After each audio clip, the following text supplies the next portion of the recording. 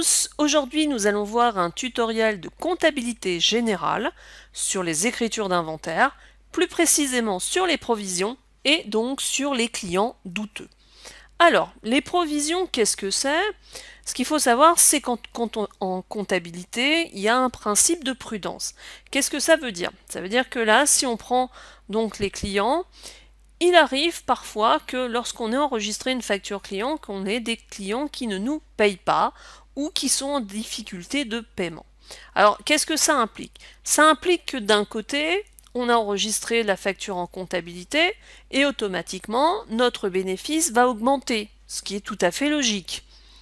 Mais de l'autre côté, on touchera peut-être qu'une partie de la créance client ou rien du tout. Donc nous sommes obligés de faire, pour que nos comptes soient les plus justes possibles, on est obligé de constater donc les pertes. Donc on va le faire à travers la mise en place de provisions, donc pour constater ces pertes. Donc la provision, c'est constater tout simplement une perte, et là ça va être sur les clients. Alors on va prendre un petit exemple, donc sur un client qui a une situation financière difficile et qui nous doit 12 000 euros et que nous allons passer en créance douteuse, c'est-à-dire que nous allons transférer ce compte client vers un compte où on sait que ce client a des difficultés de paiement. Alors, si on regarde l'enregistrement de la facture, classique, une vente au client, donc aucun souci pour le moment. Et puis ce client, on va tout simplement le transvaser en créance douteuse. Donc, comme vous pouvez le remarquer, le compte client sera annulé, donc il sera annulé en le contrepassant, le mettant en crédit, et on passe donc notre client A en client douteux. Donc, il a changé de compte. Alors ça, c'est juste la constatation. À la fin de l'année, donc généralement on va constater ces provisions au moment de l'inventaire, on constate que notre client ne pourra nous payer simplement que la moitié de ce qu'il nous doit. Donc on va enregistrer donc la constatation de la perte. On le fait sur le hors-taxe. Rappelez-vous, le hors-taxe était de 10 000 euros. Donc, pour enregistrer cette provision, on va tout simplement prendre 50% du hors-taxe, donc ça nous fait donc 5 000 euros, et on la passe dans un compte de la classe 6, donc une charge qui s'appelle dotation, dépréciation des actifs circulants. En contrepartie, on aura donc la dépréciation de notre compte client. Vous regardez bien ce numéro de compte. Le compte client, normalement, c'est 411. Quand j'ai une provision enregistrée, on va avoir un 9 en deuxième position. Donc nous aurons le compte 491 pour constater la dépréciation de notre compte client, donc sa perte de valeur. Nous continuons donc sur l'année d'après, donc notre client ne nous paye toujours pas, et puis on a décidé de réaliser une provision à 100% du montant de la créance client, de ce qu'il nous doit. Donc on peut commencer à réaliser ce petit tableau pour pouvoir décider si on fait des dotations, des reprises, à voir comment ça se passe. Donc on a un montant TTC de 12 000 euros. On calcule toujours le hors-taxe, donc un taux de 20% de TVA. La dépréciation qui avait été enregistrée l'année d'avant était de 5 000 euros. Nous avons besoin de 10 000 euros. Donc on voit bien que l'on n'a pas assez. On va être obligé de créer une nouvelle provision. On continue avec la suite d'un exemple. Donc on va maintenant avoir un client B avec une créance de 1800 euros TTC. Donc il avait réglé 900 euros. Et puis on sait que on aura 30% qui ne sera pas, je dirais, payé. Alors comment ça se passe? Notre montant TTC, donc il est plus de 1800 mais 900. Il nous a payé 900 euros, notre client. Donc on a donc maintenant un montant TTC de 900 euros que l'on passe en hors taxe. On s'était dit au début qu'il n'allait pas du tout nous payer, donc on avait créé une provision de 1500 € qui correspond hors taxe.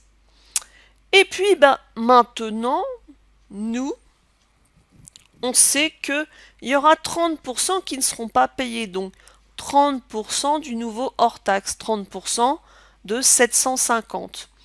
Donc ça correspond à 225 €. Donc dans ce cas, qu'est-ce qu'on fait? On avait réalisé une provision de 1500. Or, nous avons besoin de 225.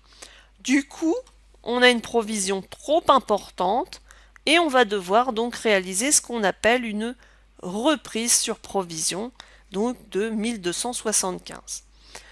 On va donc voir ces enregistrements un petit peu plus tard. Donc là, ici, j'ai resynthétisé le tableau avec le client A, le client B. On fait les petits totaux de dotation et de reprise. J'ai passé dans un premier temps donc ma provision pour mon client A, donc les 5000 € de dotation. Et pour mon client B, donc ces écritures, je vous rappelle, se font à l'inventaire, généralement 31-12, on va créer du coup une reprise. Donc la reprise sur provision de 1275. On passe donc par un compte de classe 7, qui est donc un compte de produit. Donc voilà comment on peut procéder à l'aide d'un petit tableau pour constituer ces différentes provisions. Alors on va terminer et continuer la petite aventure de notre client A. Donc le client A, finalement, il ne nous paiera plus jamais. Alors pour que ce soit plus simple pour votre compréhension, je vous ai remis l'intégralité des enregistrements comptables qui ont été réalisés. Donc s'il ne nous paye plus jamais, on va devoir donc solder les différents éléments de cette facture et on va devoir annuler nos différentes provisions qui avaient été constatées. Alors attention, au niveau de notre facture de base, nous ne sommes plus en 411 clients, mais en 416 clients douteux. Ça a été passé entre deux. Donc on va commencer par solder cette facture, à l'annuler. Donc, qu'est-ce qui se passe? On va avoir donc un compte de perte sur créance irrécouvrable. Donc on contrepasse notre vente de marchandises. Attention, vous voyez, j'ai bien un compte de charge. À la base, j'avais de la TVA collectée, donc je vais solder ma TVA collectée, donc pour l'annuler. Et enfin, donc je vous rappelle, il avait été payé en client douteux. On solde mon client douteux aussi. Donc ce client n'apparaîtra plus dans nos comptes.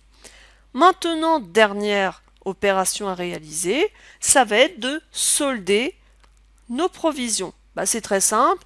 Si on a constaté des dotations aux dépréciations des actifs circulants, on va faire tout simplement, quand c'est l'inverse, une reprise sur dépréciation des actifs circulants, c'est-à-dire qu'on va additionner les deux provisions que nous avions constatées. Donc, ça nous donne 10 000 € à reprendre. Donc, vous l'avez bien compris, les dotations, c'est quand je crée une provision. Les reprises, c'est quand je reprends, c'est quand j'ai constitué une provision trop importante. Alors, nous avons fait le tour des différents cas qui entourent les clients douteux. J'espère que ce petit tuto sera assez digeste pour vous. En attendant, je vous dis à bientôt